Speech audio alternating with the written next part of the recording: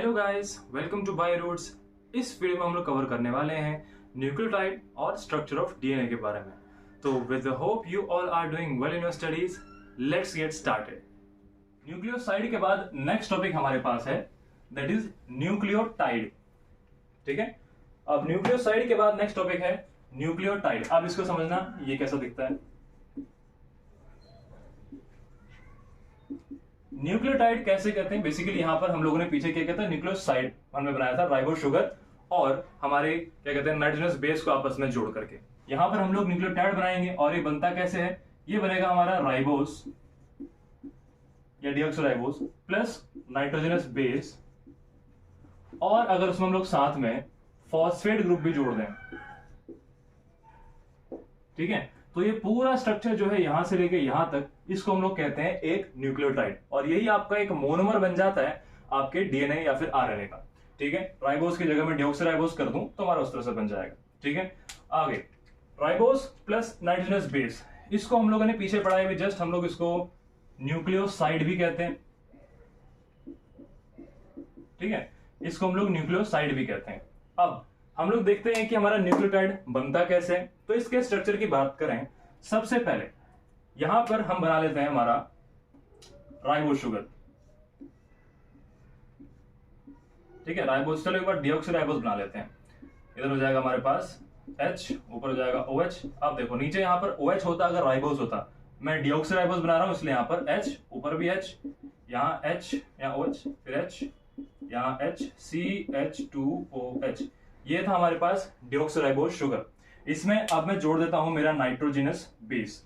अब nitrogenous base इसमें जो है उस तरफ से आकर के जुड़ेगा, इसके फर्स्ट कार्बन पर जाके जुड़ता है मेरा nitrogenous base, second carbon, third carbon, fourth, then fifth carbon, first पर जाके जुड़ता है हमारा नाइट्रोजनस बेस। लेट्स से हम लोग यहां पर एडेनिन को जोड़ देते हैं, कुछ ऐसा दिखेगा N N। ठीक है, अब ये जो इसके साथ जाके जुड़ेगा, देन ये स्ट्रक्चर,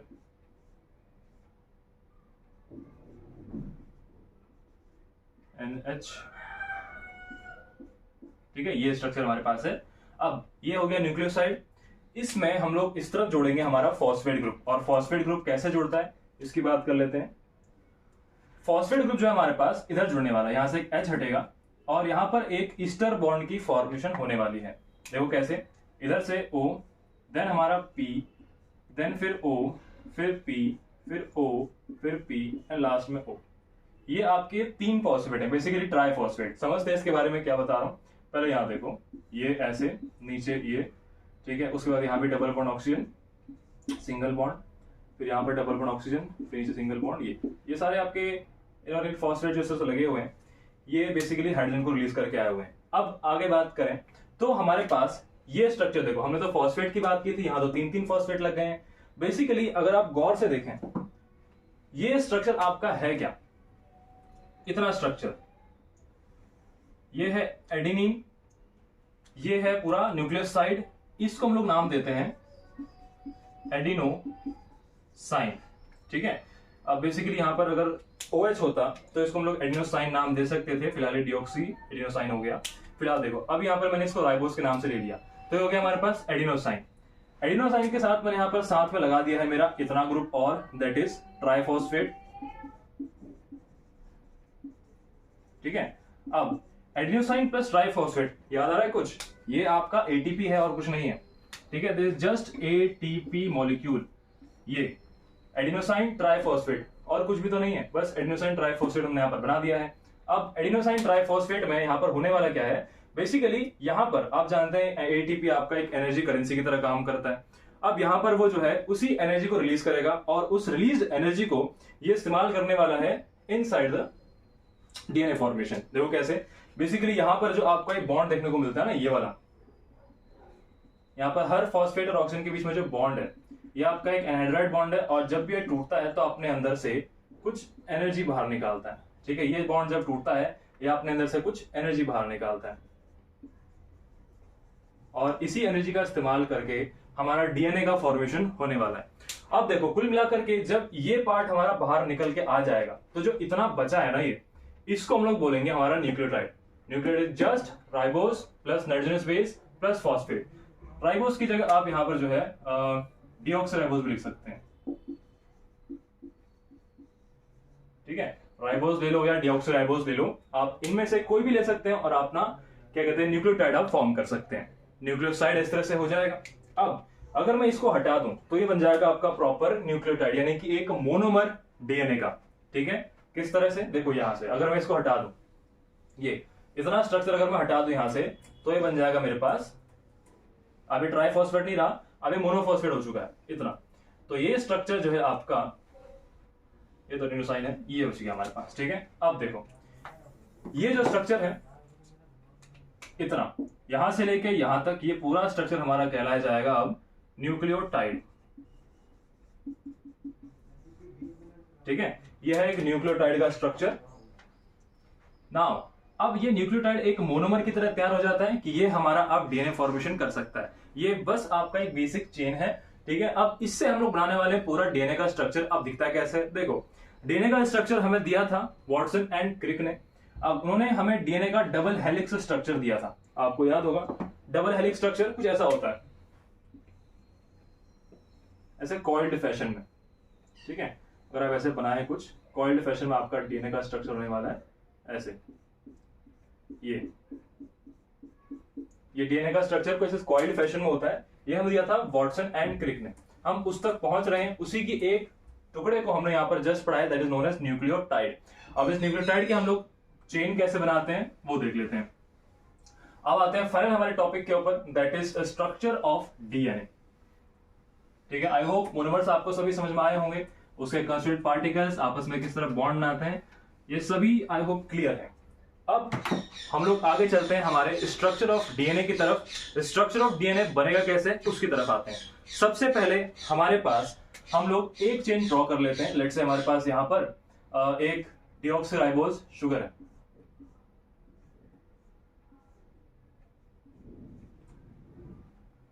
डिऑक्सीराइबोज है ना, तो ओ नहीं होगा, एच होगा यहाँ पे। यहाँ पर होगा OH, यहाँ पर होगा H, यहाँ होगा CH2OH, नीचे होगा H और ऊपर होगा OH। ठीक है, अब इसमें हम लोग बनाने वाले हैं हमारा एक नाइट्रोजनस, तो इसको नीचे बना लेते हैं।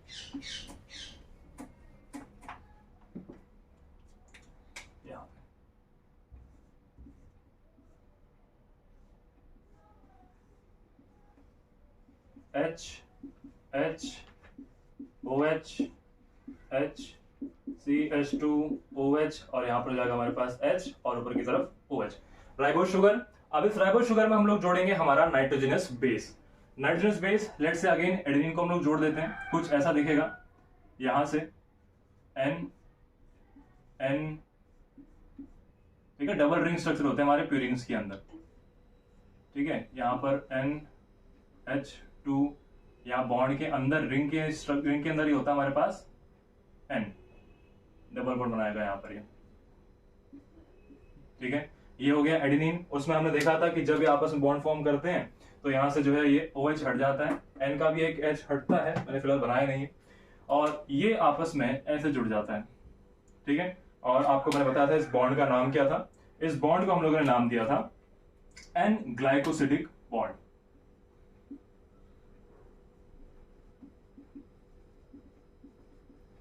ठीक है, N ग्लाइकोसिडिक बॉन्ड, ये होता है हमारे पास राइबोज शुगर और हमारे नाइट्रोजनस बेस के बीच में। अब हम इसमें जोड़ देते हैं हमारा फॉस्फोरिक ग्रुप, या चलो ठीक है फॉस्फोरिक ग्रुप जोड़ देते हैं। हम लोग एक और शुगर बनाते हैं नीचे इसके, ताकि पूरी चेन तैयार हो जाए। एक और शुगर बनाए तो कुछ बनेगी इस तरह से, O, अगेन हम लोग डिऑक्सी बना रहे हैं, H OH H CH2OH।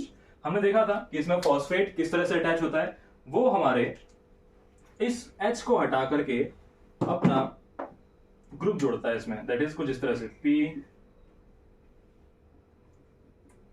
Double bond O, नीचे O, इधर O।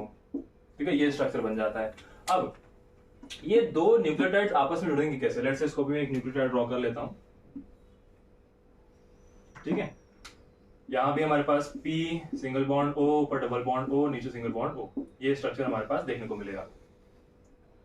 तो अब ये दोनों आपस में जुड़ते कैसे हैं, हमने ये तो देख लिया था कि नाइट्रोजनस बेस हमारा शुगर के साथ कैसे जुड़ता है। ये एन ग्लाइकोसिडिक बॉन्ड के साथ जुड़ने वाला है। अब हम लोग थोड़ा सा नीचे आते हैं, यहां देखो ये हमारा दूसरा न्यूक्लियोटाइड के साथ कैसे जुड़ने वाला है उसकी बात कर लेते हैं।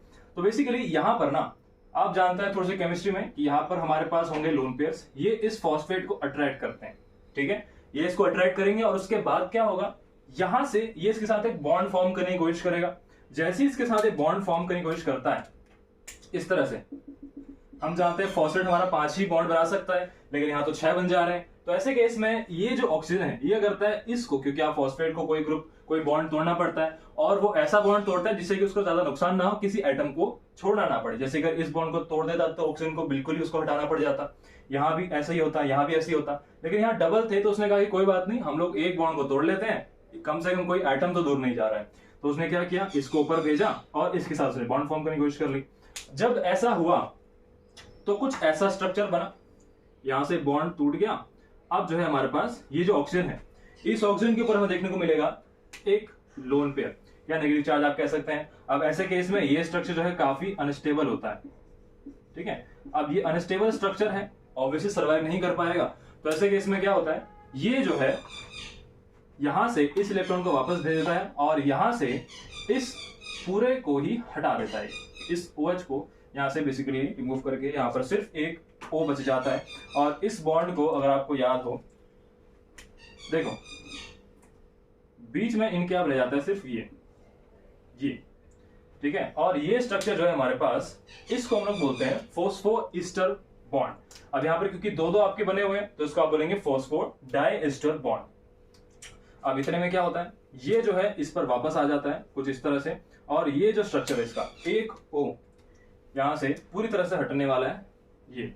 अब बचा हमारे पास सिर्फ इतना स्ट्रक्चर। अब इसका जो लोन पेयर है ये भी जो है यहां से वापस आ जाता है, ठीक है, इस तरह से।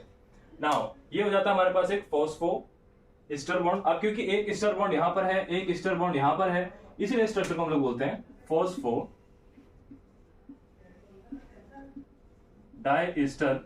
बॉन्ड, ठीक है। यहां बन जाता है हमारे पास फॉस्फोडाइएस्टर बॉन्ड।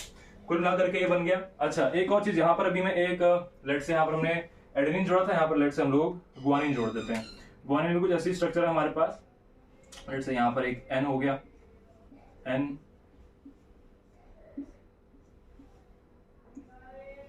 ठीक है, यहां होगा डबल बॉन्ड O, यहां पर N,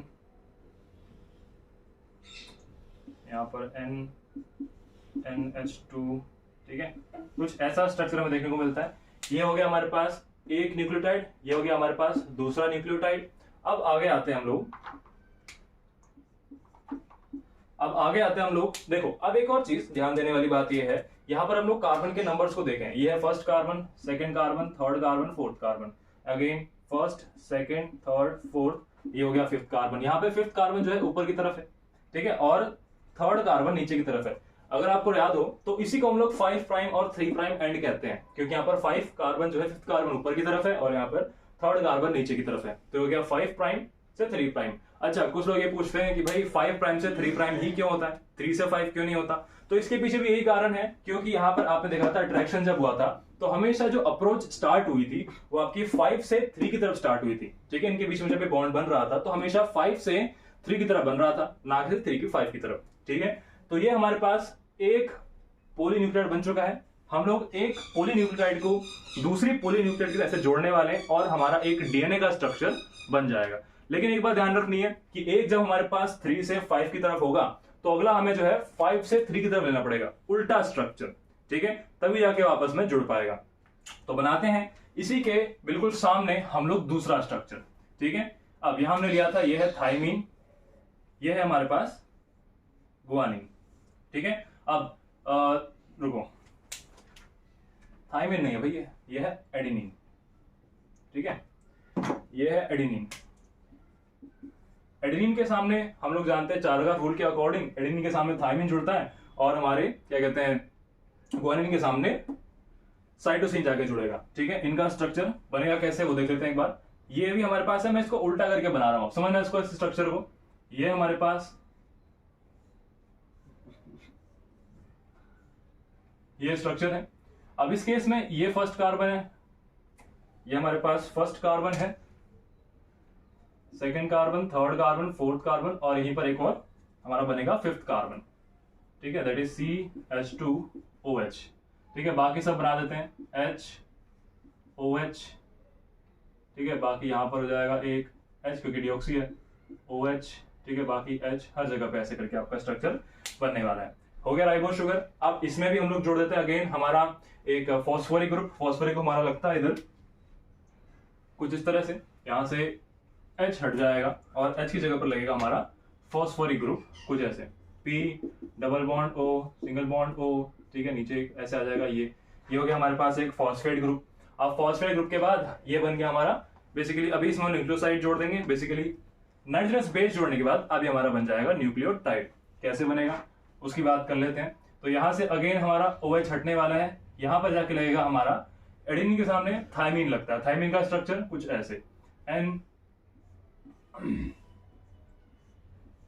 यहां पर एक मिथाइल हमने देखा था ये, ठीक है, इसके बाद यहां पर आ गया था हमारा डबल बॉन्ड, ठीक है, उसके बाद यहां पर लगता है हमारे पास N, यहां पर अगेन डबल बॉन्ड, ठीक है। अब इस केस में ये जो है एडेनिन जो है थायमीन के साथ, यह है थायमीन, तो थायमीन जो है एडेनिन के साथ एक डबल बॉन्ड से जुड़ा रहता है।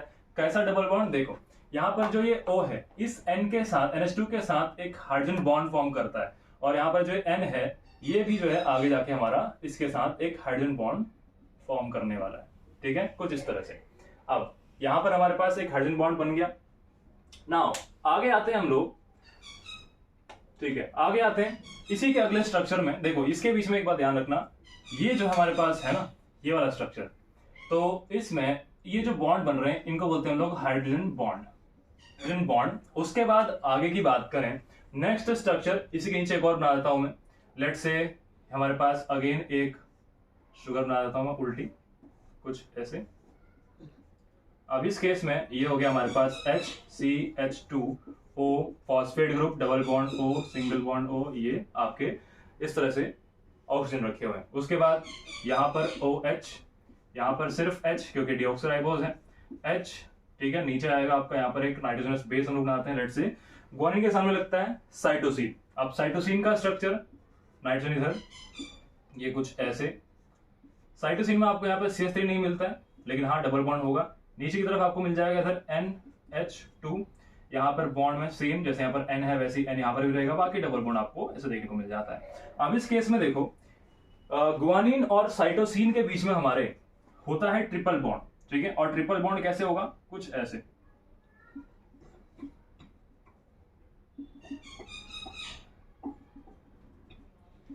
ठीक है, आपको यहाँ पर ट्रिपल हाइड्रोजन बॉन्ड्स देखने को मिल जाते हैं, ठीक है। नाउ आगे आते हैं हम लोग, ठीक है, इनको हमें आपस में जोड़ना है। कैसे जोड़ेंगे, देखो यहां पर ये जो है इसके साथ एक डाई ईस्टर बॉन्ड बनाएगा कुछ इस तरह से, यहां से लेके यहां तक, ठीक है। नाउ अब लगभग ठीक है कंप्लीट हो चुका हमारा। ये हमारे पास एक, हमने एक न्यूक्लियोटाइड को उसकी एंटी पैरेलल न्यूक्लियोटाइड के साथ इस तरह से जोड़ा है। अगर आप देखें यहाँ पर हमारी डायरेक्शन ऊपर की तरफ 5 प्राइम है, नीचे की तरफ 3 प्राइम है। यहाँ देखा जाए तो यहाँ पर जो हमारी डायरेक्शन है आप देखें तो यहाँ पर हमारे पास है 5 प्राइम ये वाला, क्योंकि फिफ्थ कार्बन है, जानते हैं first second third fourth fifth carbon, तो ये 5 प्राइम एंड हो गया हमारे पास। वैसे हम लोग यहाँ पर बात करें तो फर्स्ट सेकंड थर्ड फोर्थ और ये हो गया फिफ्थ प्राइम। यहाँ ऊपर की तरफ आप देखें तो ऊपर की तरफ हमारे पास थर्ड कार्बन है, नीचे की तरफ है फिफ्थ कार्बन, ठीक है। तो हमने क्या किया है, कुल मिलाकर के हमने यहाँ पर डीएनए के स्ट्रक्चर्स को आपस में जोड़ा है 5 to 3 एंड यहाँ पर देखो आप 3 से 5 इस तरह से हमने जोड़ रखा, मतलब यहाँ पर डायरेक्शन हमेशा आपके 5 से 3 और 5 से 3 ऐसी एंटी पैरेलल है। और एक बात ध्यान रखना, एडेनिन और थाइमिन आपस में हाइड्रोजन बॉन्ड से जुड़े रहेंगे डबल बॉन्डेड, यहाँ पर जो है ट्रिपल बॉन्ड से जुड़े रहते हैं, ठीक है। अच्छा, अगर ये डीएनए नहीं आरएनए होता तो उस केस में आपको यहाँ पर जो है थाइमिन नहीं मिलता, थाइमिन की जगह आपको यूरासिल मिलता। यूरासिल और थाइमिन में बस इतना अंतर है कि यहाँ पर आपको यूरासिल में ना CH3 देखने को नहीं मिलेगा, ठीक है, बस इतना सा अंतर है और ये आपका जो है तैयार हो जाएगा पूरा आरएनए, ठीक है। हाँ, बस यहाँ पर आपको ऑक्सीजन लगाना पड़ेगा, यहाँ पर हो जाएगा आपका मिथाइल, ठीक है। तो ये आपके पास एक न्यूक्लियोटाइड से हमने दूसरी न्यूक्लियोटाइड को जोड़ करके डीएनए का स्ट्रक्चर कंप्लीट कर लिया है, ठीक है। आई होप आपको समझ में आया हो, टॉपिक क्लियर हुआ हो, और अगर कोई अभी भी क्वेरी है आपकी तो आप कमेंट बॉक्स में लिख सकते हैं। Thank you.